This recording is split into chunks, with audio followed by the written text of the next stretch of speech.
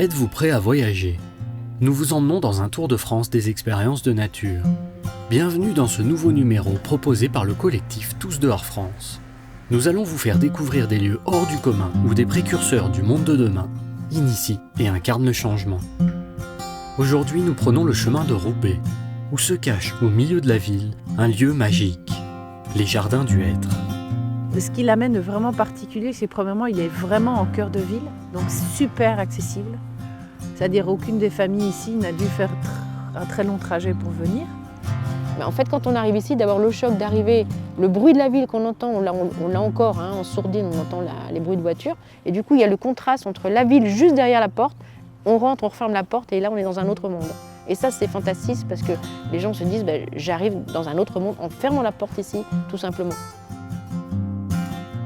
Au sein de ce lieu est organisé de nombreuses activités en lien avec le vivant. Aujourd'hui, c'est le club CPN Métébot qui va partir explorer la biodiversité nichée au cœur de la ville. Cette démarche de découverte de la nature par les enfants urbains n'est pas toujours évidente. Alors la place de la nature, c'est souvent, en tout cas moi ce que je peux constater quand je fais dans des activités avec les écoles, c'est d'abord des interdits. Non, touche pas, c'est sale. Ne te salis pas, mets pas tes chaussures n'importe où parce que tu vas salir tes baskets blanches. Enfin, c'est surtout d'abord quelque chose qui est en format plutôt repoussoir. Alors, pour moi, il y a deux possibilités. Soit c'est des tout petits espaces, des squares, des choses un peu étroits, de façon ponctuelle. Soit alors plutôt se dire, bon ça y est, allez, on va au parc, on va à un endroit plus grand et on y passe peut-être un peu plus de temps. Et on n'est pas sûr que l'objet soit vraiment d'opérer une réelle rencontre entre l'enfant et la nature dans ce type d'activité. Des lieux au cœur de la ville pour permettre au public d'opérer une nouvelle rencontre avec le sauvage. Difficile à croire. Et pourtant, vous y êtes. Mais qu'est-ce qui peuple ce jardin aujourd'hui ?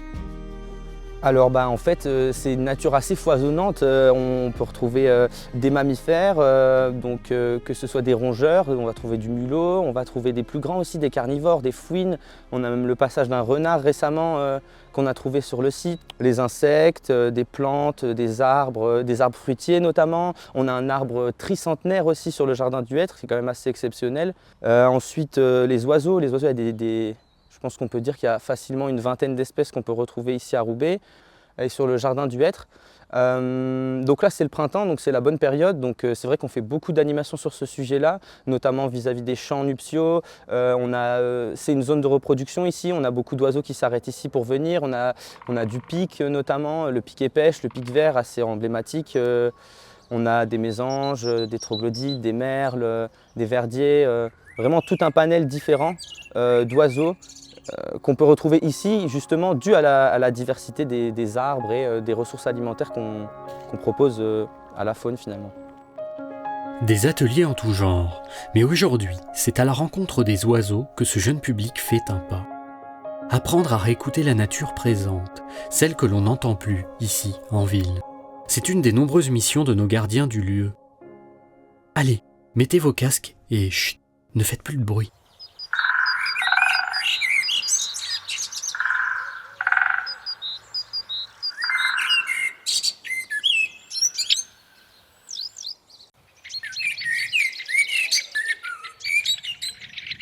Vous entendez cette musique que la nature vous offre ? Ça vous dirait de voir à quoi ressemblent ces artistes du sauvage ?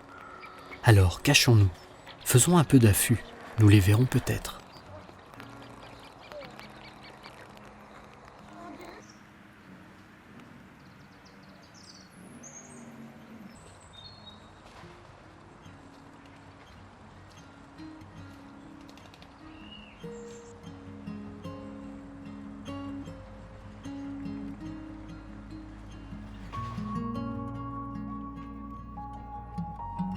Cette expérience qui donne le sourire à nos jeunes explorateurs a été rendue possible par leurs parents. Tous membres d'un club, le club CPN Métébot, tout comme le jardin Astuce qui les reçoit.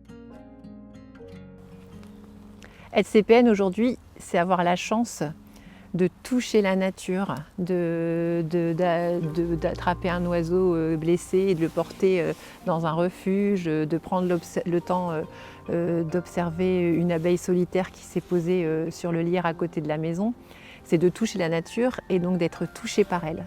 Et à partir du moment où on est touché, on active l'émotion qui va avoir déclenché donc une approche sensible.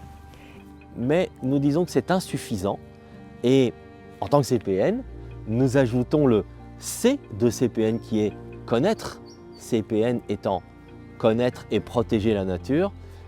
Le C de connaître, il a pour nous la même importance que l'approche sensible. Comme dit Hubert Reeves, que l'heure est venue de sortir la nature de l'anonymat. Qu'est-ce qu'il dit par là? Il dit qu'il est intéressant de savoir que cette plante s'appelle du lierre et que je traverse une allée avec des hêtres et non des arbres. Voici des parents qui ont créé un club nature avec leurs enfants. Mais qu'est-ce que ça apporte, un club nature? Pour un enfant, à mon avis, participer à un club nature, c'est s'habituer à être attentif à la nature environnante, mais même celle qu'on oublie, l'ortie au coin d'un trottoir, le chant d'une mésange dans un arbre de la rue. Donc, je pense que ça aiguise vraiment leur sens pour donner de la place à la nature au quotidien dans leur vie d'urbain. Alors, avoir la chance de fréquenter le mouvement CPN, ça nous permet vraiment de grandir. Et donc, c'est pas anodin. Et ça transforme profondément ce qu'on est. Et en plus, comme c'est un mouvement qui a en plus une dimension internationale, ça nous relie et on a l'impression, on fait partie de la même famille. Et ça permet aussi d'avancer ensemble sur les enjeux cruciaux d'aujourd'hui. Et pour les parents alors? Et bien pareil, alors moi j'ai appris pas mal de choses. La dernière sortie nature qu'on a fait, c'était la découverte des chatons de noisetiers. Et c'est vrai que depuis, je repère un chaton à 3 km alors qu'avant je ne le regardais même pas, quoi. C'est vrai que même en tant que parent, on apprend pas mal de choses. Selon vous, devrait-il y avoir plus de lieux comme celui-ci? Je trouve toujours qu'il y a une question de parentalité dedans. C'est quand on s'y intéresse, on les trouve, ces lieux. Mais si on s'y intéresse pas du tout, même si on habite en face, on le trouvera pas, on le verra pas. Donc est-ce que c'est nécessaire d'en avoir plus? Je ne sais pas, mais c'est nécessaire d'être connu pour pouvoir continuer à gérer ces parcs dans la ville et qu'ils ne soient pas oubliés.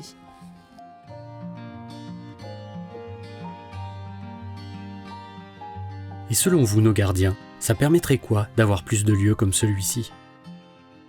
Alors permettrait que les gens on touche plus de monde, puisque nous on ne peut pas accueillir des grands publics, on ne peut pas avoir 2000 personnes sur le site. Forcément, si on veut le respecter, c'est des petits groupes.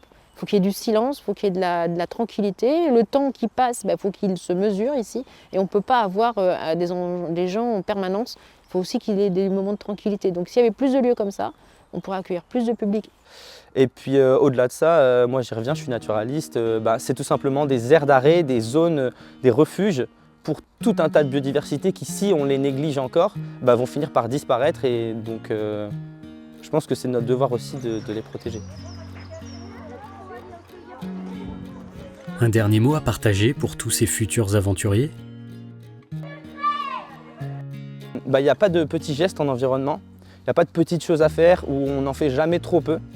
Dès qu'on fait un pas en avant, ça reste un pas en avant. Les enfants, foncez dans les clubs, allez dehors, essayez d'apprendre la nature de toutes les façons qui existent. Il y a plein de façons, il y a des vidéos YouTube, il y a des livres, il y a des clubs comme nous on peut faire. Et la nature, elle s'apprend d'elle-même aussi. Moi, j'ai pas tout appris dans les livres ou en faisant des études. J'ai appris au contact de personnes, souvent de gens. Chez les CPN, en tout cas, nous prenons le temps aussi de vivre cela avec les enfants et intergénérationnellement pour développer ce lien avec la nature.